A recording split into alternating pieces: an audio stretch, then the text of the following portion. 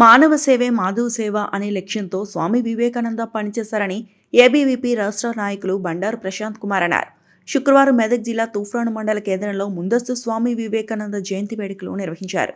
స్వామి వివేకానంద జయంతి పురస్కరించుకొని ఆయన విగ్రహానికి పూలమాలలు వేసి ఘనంగా నివాళులర్పించారు.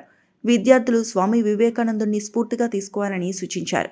ఈ కార్యక్రమంలో ఏబీవీపీ రాష్ట్ర ఎగ్జిక్యూటివ్ మెంబర్ ప్రశాంత్, నగర కార్యదర్శి చంద్రశేఖర్, మణిదీప్, లోకేష్, అభిషేక్, శివ, మనుతేజ్, ఠాకూర్, శ్రీనివాస తదితరులు పాల్గొన్నారు.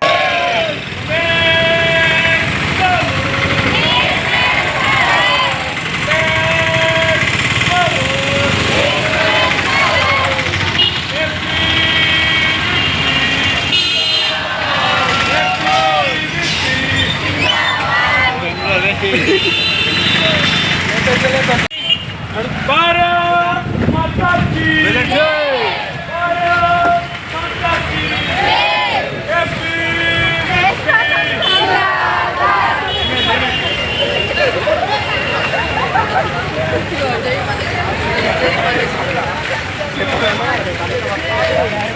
माता की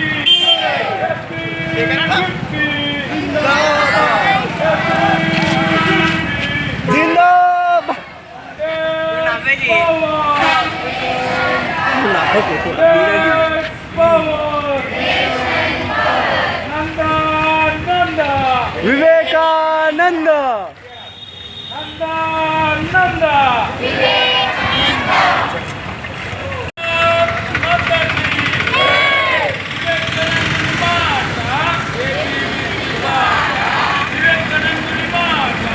ఏబీవీపీ మాట भारत माता की नंदा नंदा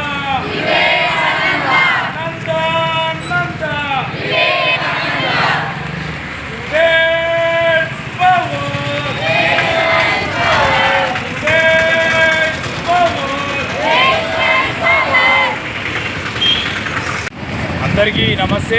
ఈరోజు ఏబీవీపీ రూప్రాండ్ శాఖ ఆధ్వర్యంలో స్వామి వివేకానంద యొక్క 163వ జయంతిని పురస్కరించుకొని స్వామి వివేకానంద విగ్రహానికి పూలమాల వేసి నివాళులర్పించడం జరుగుతోంది. స్వామి వివేకానంద జనవరి 12, 1863వ సంవత్సరంలో జన్మించి మానవ సేవే మాధవ సేవగా తీర్చిదిద్దినటువంటి మహోన్నతమైన వ్యక్తి స్వామి వివేకానంద.